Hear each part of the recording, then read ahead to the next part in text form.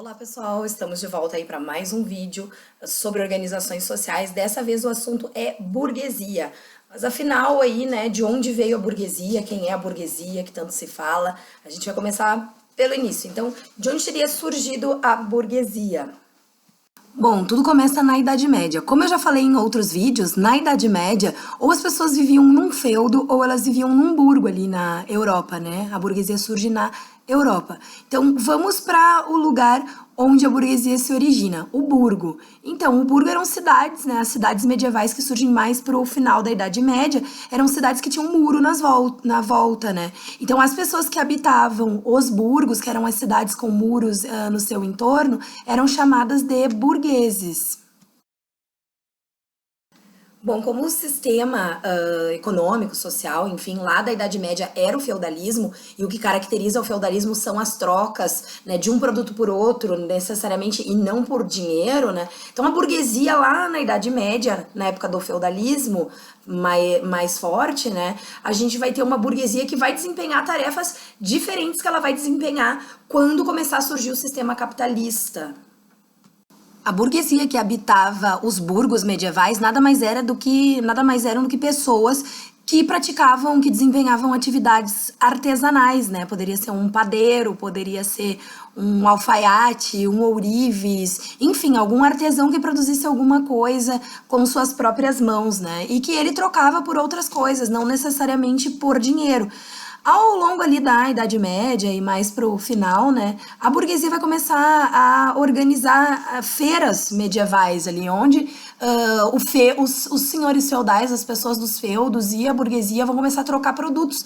Essas feiras, elas vão começar a crescer e elas vão começar a tomar uma proporção muito maior, mais pro final da Idade Média, e elas vão ficar maiores, todo tipo de produto vai começar a ser comercializado, né? Nós vamos ter tecidos aí vindos de fora, vai começar a ter uma ampliação desse comércio mais pro final da Idade Média. Bom, mais pro final da Idade Média, alguns locais ali na Europa, alguns feudos e alguns pequenos reinos que existiam nessa época, vão começar a usar moedas, né? Então, a burguesia tinha, né, como fazer comércio utilizando a moeda, mas era um problema gigantesco para a burguesia ter muitas moedas, porque como na Idade Média a gente sabe que a organização do território ali na Europa não era como é hoje. Hoje a gente olha ali para o mapa da Europa, nós vemos os países ali, Portugal, Espanha, França, estão todos com o seu território delimitado, a gente sabe onde começa um país, onde termina outro, né? Só que nessa época, na Idade Média, ainda não estava definido, ou estava começando a ser definido. Então acontece que lugares, por exemplo, a Inglaterra, né, ao invés de ter um rei e uma moeda, a Inglaterra chegou a ter 11 reis, 11 reinos, né? Então havia uma infinidade de moedas e isso era um problema para fazer comércio nessa época. Um fato histórico que merece destaque pela importância para a burguesia foram as cruzadas, que aconteceram do século XI ao século XIII. Como a Idade Média termina ali no século XV, é mais para o fim, né, da Idade Média. Então, as cruzadas fizeram com que os senhores feudais que viviam isolados ali na Europa começassem a ir para outros lugares, começassem a ir ali para o Oriente Médio, e com isso, né, com a guerra contra os muçulmanos, eles foram conseguindo abrir o comércio de novo no Mar Mediterrâneo, que antes estava limitado, estava monopolizado pelos muçulmanos. Então foi a possibilidade da burguesia começar a poder sair da Europa e ir para o Oriente fazer comércio. Com a abertura do Mar Mediterrâneo, toda uma possibilidade de comércio se abriu aí para a burguesia europeia, né?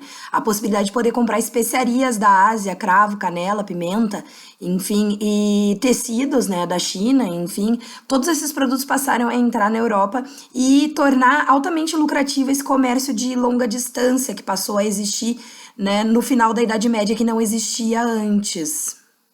Bom, meus queridos, é aí que a burguesia começa a enriquecer, porque enquanto a burguesia era só artesãos que faziam comércio ali nos burgos, né, isolados ali na Idade Média, naquele momento da história em que há muitas invasões na Europa e todo mundo vive isolado, ou em castelo, ou em burgo, né, esse momento da história ele é um momento que a burguesia ela não tem muito dinheiro. A partir do momento que a gente tem as cruzadas e que os muçulmanos eles são varridos ali de boa parte da Europa e o Mar Mediterrâneo volta a ser uma possibilidade de comércio para os europeus, aí a gente vê que aqueles pequenos pequenos comerciantes, alguns vão se tornar grandes comerciantes e vão fazer altas negociações, né, de produtos que vão se tornar muito importantes, como as especiarias e os tecidos vindos da Ásia. As especiarias a gente sabe, não é assunto desse vídeo, mas essas especiarias foram um dos motivos pelos quais a Portugal e a Espanha depois vão chegar na América.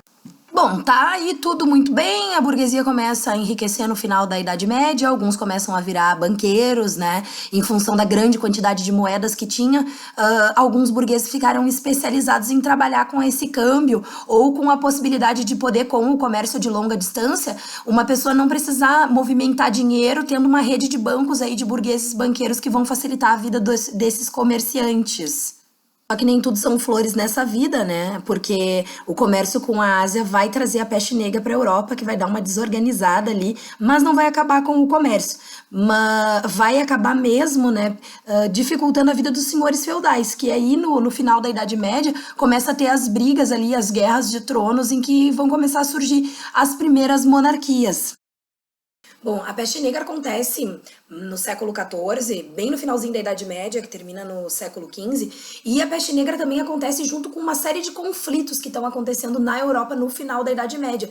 Esses conflitos, tá, eles são de diversos tipos. Tem as revoltas camponesas, dos camponeses que começam a se revoltar contra a cobrança de tributos feudais, então aqueles tributos que os servos, né, no vídeo sobre os servos eu explico quais são os tributos, né, que eles tinham que pagar, eles vão começar a se revoltar. Cada vez mais a ideia dos camponeses é não precisar mais daquelas obrigações feudais, não depender mais do senhor feudal. Então surgem as revoltas camponesas, e junto com as revoltas camponesas tem as brigas de um nobre contra outro para formar as primeiras monarquias nacionais, porque apesar de termos reis na Europa na Idade Média, eles não eram reis de um território definido direitinho, com um país, com um nome, com uma nação, como a gente tem hoje. Então, no final da Idade Média vão surgir os primeiros estados-nação, né, os primeiros estados nacionais, com um território definido, com um rei neste território, e aí para definir quem vai ser este um rei, nós vamos ter uma série de disputas. E a burguesia, tá, ela auxilia